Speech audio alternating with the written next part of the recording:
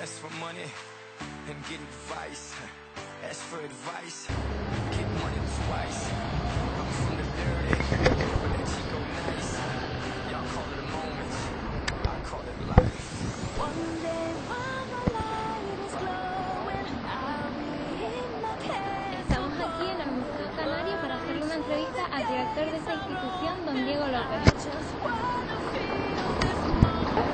Estamos aquí con el director del Museo Canario, don Diego López. Este señor, pues, ¿nos podría decir qué estudios son necesarios para ocupar el cargo? Bueno, el puesto de trabajo que yo ocupo es director gerente. Entonces, depende de cómo se quieran organizar las instituciones, en este caso los museos. Hay instituciones que tienen un director gerente, como en este caso. En otros casos hay un director que lleva, digamos, la faceta más científica, artística, según la clase de museo que sea, y un gerente que lleva toda la parte económica, de gestión de personal, de administración, etc. Y en otros casos está todo confundido con el propio equipo. Entonces, depende de cómo se organiza. Yo llegué aquí a este trabajo por un concurso público que convocó el Museo Canario.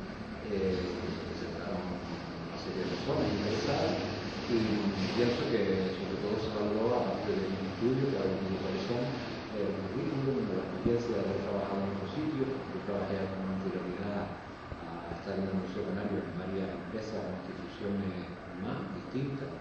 Y concretamente en mi caso, pues yo tengo estudios mercantiles, digamos, estudios jurídicos y estudios humanísticos de historia también. Bueno, tenía ese vicio de estudiar tanto y de alguna manera me ha servido, aunque algunos de los estudios que yo tengo los hice en profesión, pero no, me ha servido porque todo lo que yo, toda la relación que he podido tener en el Museo Canario lo puedo poner en práctica. Porque es una institución que se dedica, digamos, a la historia, la arqueología y todo lo demás, también a la documentación, a la archivística, porque tenemos biblioteca, archivos, biblioteca, etc. Y porque además me sirve mi otra clase de preparación para llevar la gestión del museo, la gestión del personal, la administración, la contabilidad, todo lo que hace falta. Por lo tanto, no es que haya un perfil estricto, marcado.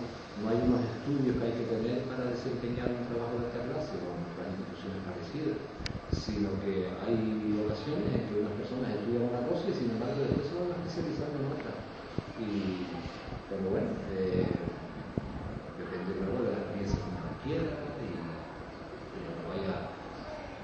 tampoco todo se aprende estudiando, porque hay cosas que nos perfeccionan uno trabajando también. Y bueno, hay que empezar por lo poco para llegar a lo mucho. Las personas empiezan a hacer tareas y poco a poco van avanzando, se van especializando, van aprendiendo más también. Y así. ¿Puedo preguntar cuántos años lleva Aquí, sí? en septiembre hizo 14 años. Es un récord para mí, porque yo, aunque esté feo, no creo que a ustedes les interese mi vida privada, pero les voy a decir que yo he tenido 10 o 12 empleos distintos. Me he cambiado mucho de trabajo durante toda mi vida. Cada 2 o 3 años me apetecía y me cambiaba de ocupación. Pero aquí he batido mi récord, porque encontré una empresa, una institución, un centro de trabajo donde confluyen muchas de mis inquietudes, mis gustos también. Entonces, es decir, no solamente la capacidad que yo pueda tener, mucho o poco, para desarrollar el trabajo, sino también el gusto que uno tenga por las cosas que hace, ¿no? Y bueno, ya digo, he valido mi récord y además me voy a jubilar aquí porque mi mujer me amenazó. Cuando me contrataron en el Museo Canario me amenazó y me dijo, ¿y qué tienes que jubilar? Porque ella se ponía nerviosa cada vez que yo decía, ahora voy a presentarme a este otro trabajo, ahora voy a hacer esto otro. Y así ya me amenazó con que de aquí no me muevo. Y seguramente será así. ¿Y el Museo Canario de qué tipo de entidad es? Sí. No, es una asociación. Una asociación quiere decir que es una entidad privada, tiene socios. Y los socios la constituyen, la crean y la dirigen luego también. Las asociaciones se dirigen por una junta general donde participan todos los socios, que como mínimo se hace una vez al año.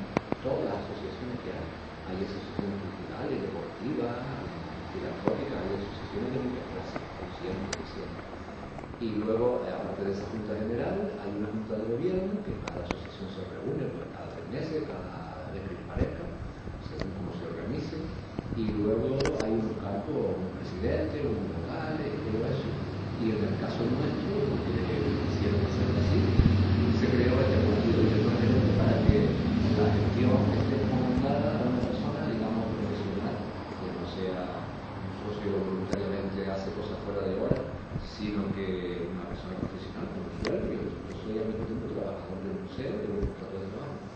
Y me encargo de eso, lógicamente, rindiendo cuentas a la Junta de Gobierno y a la Junta General. Entonces, las asociaciones son así. Esta asociación, concretamente, se fundó el día 2 de septiembre de 1879, hace 130 y tantos años, 133. Entonces fue fundada por un grupo de personas inquietas. Ustedes imagínense lo que era la isla de Gran Canaria en 1879.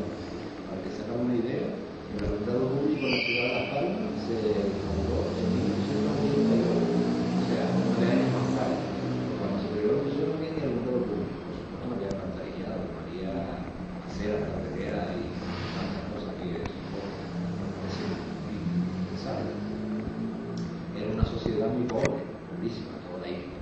Y había algunas personas que tenían la gran suerte de pertenecer a familias pudientes, ya casi siempre ligadas con la agricultura, o grandes propietarios, o medianos propietarios, o con las asociaciones se dirigen por una junta general donde participan todos los socios, que como mínimo se hacen una vez al año, todas las asociaciones que hay. Hay asociaciones culturales, deportivas, filantrópicas, hay asociaciones de muchas clases, conscientes, siempre. Y luego, aparte de esa Junta General, hay una Junta de Gobierno, que cada asociación se reúne pues, cada 3 meses, cada vez que les parezca, según cómo se organice. Y luego hay un cargo, un presidente, un vocal, todo eso. Y en el caso nuestro, que quisieron hacerlo así, se creó este partido independiente para que la gestión esté comandada a una persona, digamos, profesional, que no sea un socio que voluntariamente hace cosas fuera de hora, sino que una persona profesional con un sueldo. Yo soy al mismo tiempo trabajador del museo, tengo un contrato de trabajo. Y me encargo de eso, lógicamente, rindiendo cuentas a la Junta de Gobierno y a la Junta General. Entonces, las asociaciones son así. Esta asociación, concretamente, se fundó el día 2 de septiembre de 1879, hace 130 y tantos años, 133. Entonces fue fundada por un grupo de personas inquietas. Ustedes imagínense lo que era la isla de Gran Canaria en 1879.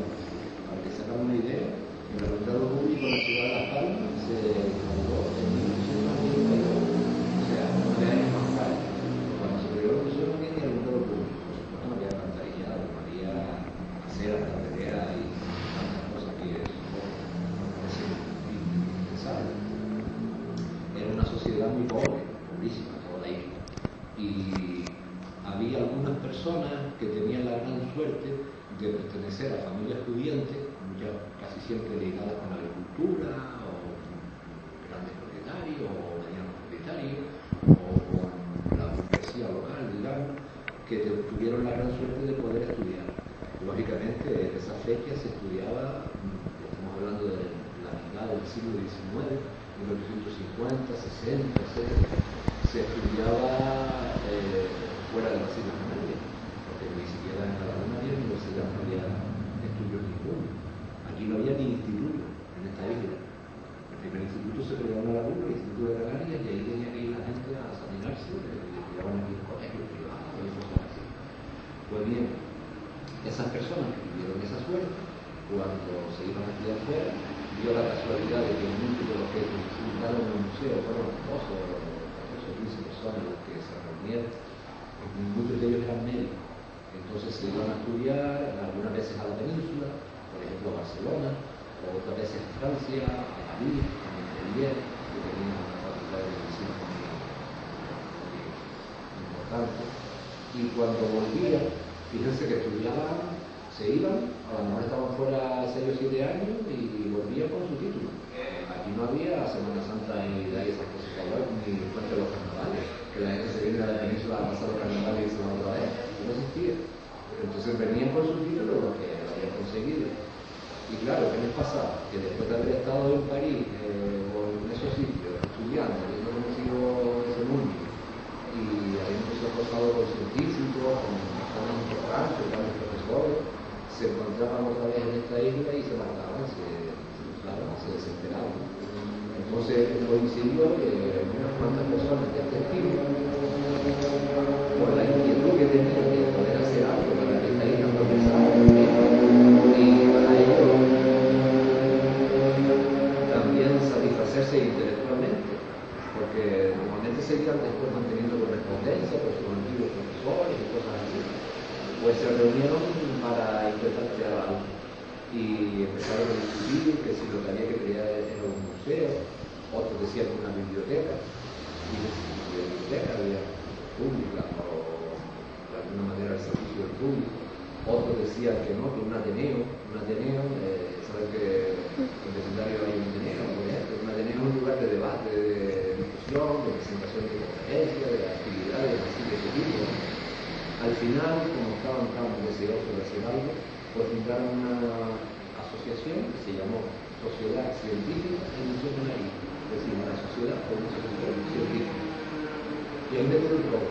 Ahí dijeron, los primeros estatutos dicen que la Sociedad Científica e Misionaria tendrá un museo donde se conserven todos los vestigios de nuestros antepasados, de nuestros habitantes, decimos hoy prehispánicos, antes de la conquista, la población aborigen que vivía allí antes de que fuera la isla conquistada por castellanos, en algunos casos, por señores feudales, en otros casos, etc.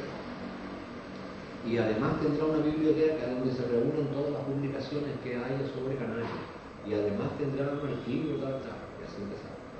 Fueron tan generosos que en aquella época resulta que había un montón de personas que tenían colecciones. ¿Colecciones de qué? Fíjense bien, hoy es imposible eso.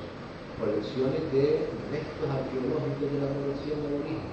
Aquí no había ninguna institución, como hoy pasa. Por ejemplo, si ustedes van y se encuentran algo importante por un camino, una vereda, una cueva, lo que sea, de la parte enseguida, y sobre la parte se presenta el Cabildo, que es el que tiene la expresión de patrimonio. El gobierno de Canarias también tiene sus competencias en materia de patrimonio histórico. En aquella época, la gente se dedicaba a hacer lo que ellos llamaban exploraciones o rebuscas, que decían aquí, se dedicaban a ir por esos campos de Dios a revolver, y cada uno que encontraba un cráneo, un hueso, una pintadera, un ídolo, cualquier cosa, pues se le llevaba a su casa. Y así había unas cuantas colecciones. Pues todos estos personajes fueron tan generosos que todas sus colecciones las donaron para nosotros, los fundadores.